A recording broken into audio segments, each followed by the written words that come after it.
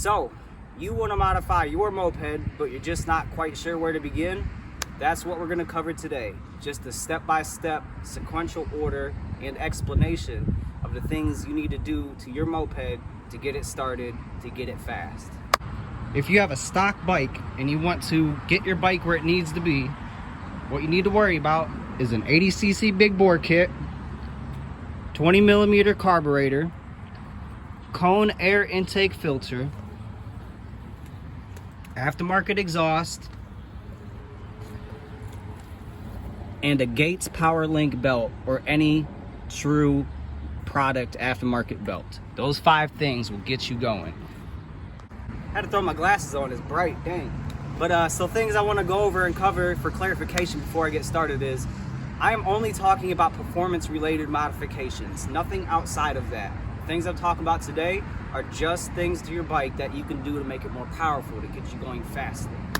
Also, these are not things that you must do. I am not saying that you have to do it this way or else, but this is just a general guide to the things that you can do to your bike to get it going, to get the power that you want and open up the door for heavy modifications. So let's just get started.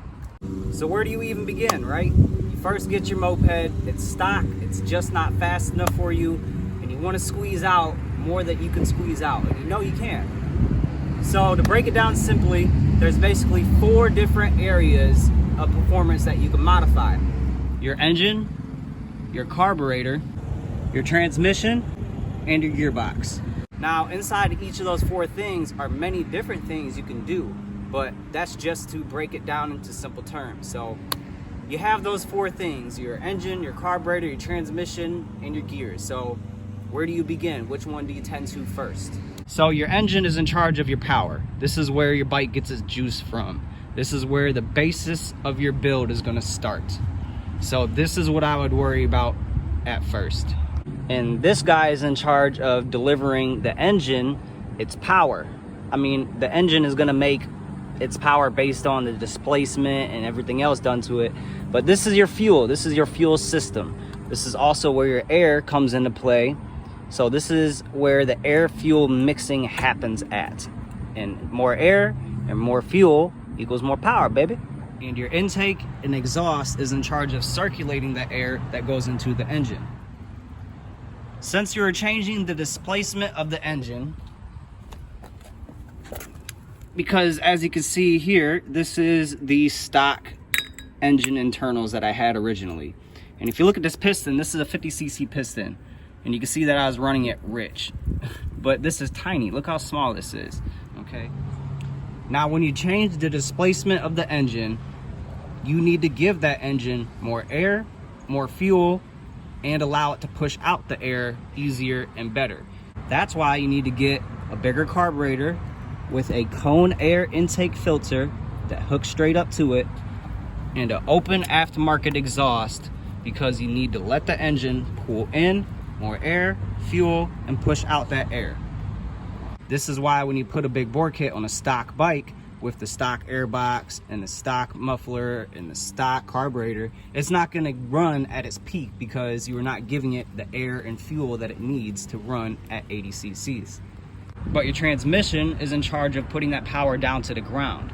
Everything that goes on inside of here is in charge of whether your bike is going to be tuned for acceleration, tuned for top speed, tuned for off-roading. This is where your power management comes in. Now your gears back here, that's back in this case behind the drum brake. This is in charge of how the bike operates overall. This is your final drive gearing. This is a set gear ratio that will always run the same as it always will.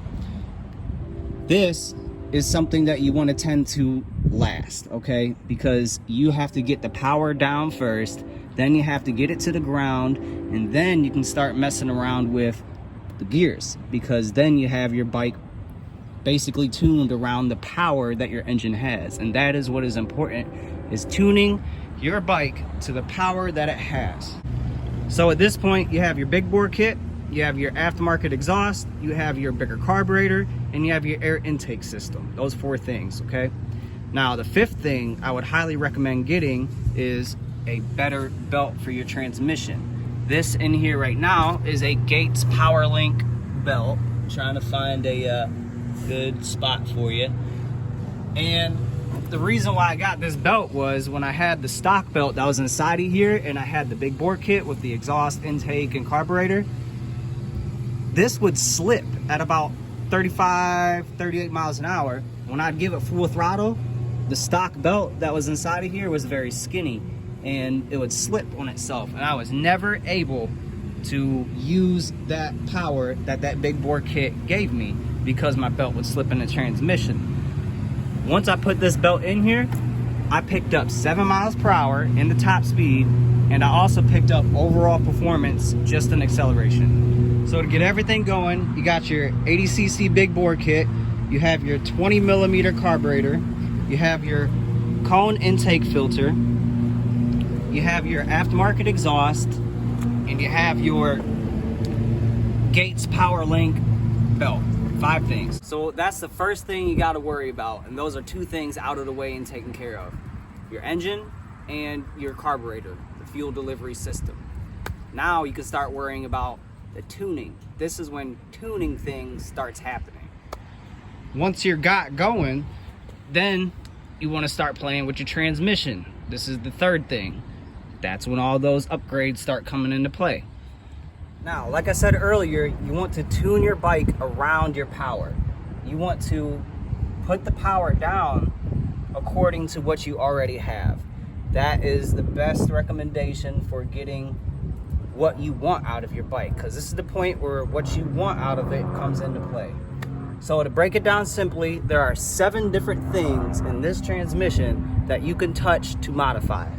Those 7 things that I am talking about is your variator, your rollers, your belt, your clutch, that's this whole piece back here, your clutch bell, that's on top of your clutch, your contra spring, that is back here, and then you have little tiny springs in the back of the clutch that are the actual clutch springs themselves.